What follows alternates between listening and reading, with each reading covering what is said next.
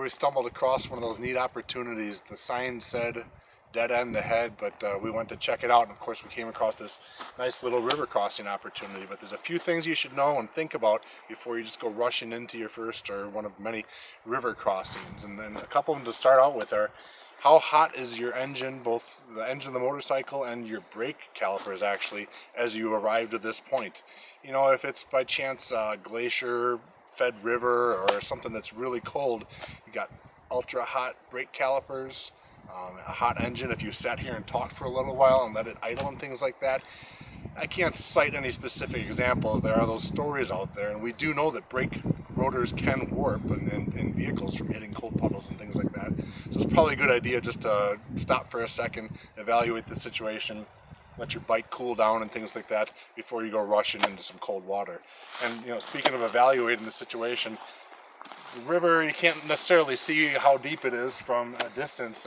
Maybe it's worth it just to take a walk out there and check out how deep it is, right? I mean, if you've got waterproof boots on or not, you could be saving yourself a lot of time and hassle by actually walking down and checking it out.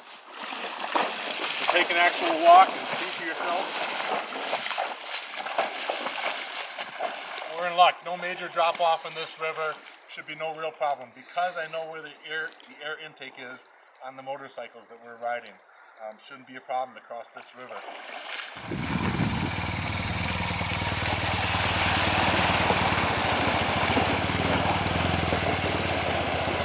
So the point in walking out here, I mean, be realistic with your water crossings. They might look cool, and you know, it's great to think about running across some rushing water and stuff like that, but if the current is strong enough, be realistic about how much pressure can your bike take before it's going to get knocked over. This is a nice calm river. I came out here and I checked to see just how deep it was, and maybe the most important factor there in finding out how deep the water is knowing where the air intake is on your motorcycle. Now the R1200 GS and the GS Adventure have long been a very popular adventure type motorcycle, but the truth is the air intake on these things up until 2012 and 13 for different models, that air intake is just down here. So really look at how low it is. It's basically right there, and you know, I guess I got another 1.5 feet here, something like that, before water could really get into it. But we've been in those situations in the past where, you know, you go in the river a little too deep and all of a sudden your engine's choking in some water, and well, needless to say, there's a lot of damage that can occur in addition to just having a bike that's not going to run for the rest of the day or something like that. So think about how deep the water is before you go charging into it. So again, things to consider while you're actually riding, if you're going to ride through the river and cross it in the riding position. Okay, so in the seated position, of course, I've got the bike up on the center stand, but in the seated position, if I do hit a little log like there is up there, or a big rock that's kind of hard to see or something like that, it's likely I'm able to tap my feet down to the ground and just kind of keep my position upright and not have to deal with a fall over or something like that.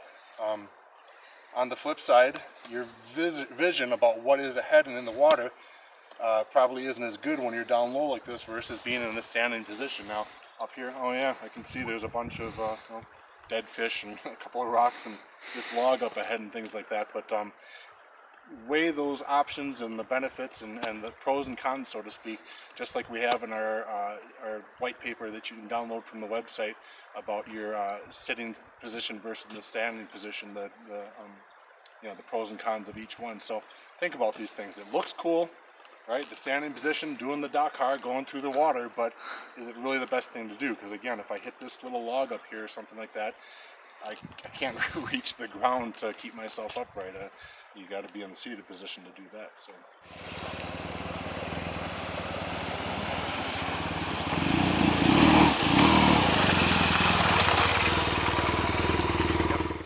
So you're through the water. It was fun. Of course, your buddy was holding the camera for you. Hopefully you chose the right option of sitting or standing and didn't have any issues, but you know, you'll get through, the engine's probably warmed up again, and you might have steam coming off and things like that. If by chance you did dump the bike into the water now, there is, you know, don't try and start it up while it's still out in the river. Think about it. You could have gotten water into the air intake system. It would have been a good idea to probably turn off electronics right away and just kill all the computers and things like that that you probably have on there. But if you did put the bike on its side in the water and it's best to get it up here on the land, put it up on the center stand, pull spark plugs out, put the bike in gear, and start rotating the engine to empty out that the combustion chambers of water that could have been in there. You get a hydrolock situation, and you try hitting the button and starting it up again like that. You can be bending connecting rods, and you know how water doesn't compress quite like air and fuel mixture does. So good idea to, again, take the time, be diligent about it, clear out those combustion chambers by spinning the wheel in gear with the spark plugs out before you just go pushing the button, because it could be an expensive push of the button otherwise. Air intake. And what was it? Air intake. I thought I just said that. The air box. To clean it out too. Yeah. Yeah, and in doing so, it could be quite a bit of labor to take it all apart and things like that. But while you're in there taking parts out, make sure the air box itself is empty, and you know, you get a rag or something like that and dry it out, because you just don't want to be sucking in any more water than is already in there. You know, your exhaust is likely to be full of if it's been on its side in the water, your exhaust probably have water in it.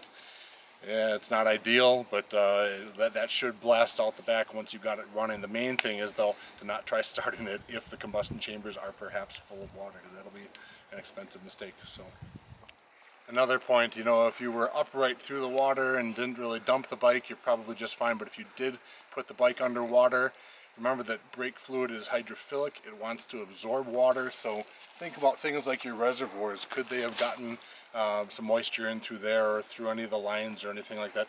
Unlikely. It's a pretty airtight, watertight system to begin with, but inspect your brake fluid, feel your brakes, pump your brakes before you take off.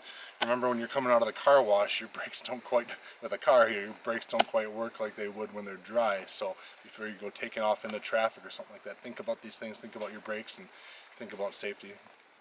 So again, just, you know, keep these things in mind. You know, sometimes when you see different people's videos of river crossings, you don't see what happened before and after, and what really, you know, could be a time saver for you in terms of having a bike that's running properly, or a money saver in terms of not destroying your engine by trying to start it too early after it's got water in it. But take these things with a smile, and be careful and have fun out there and adventure on.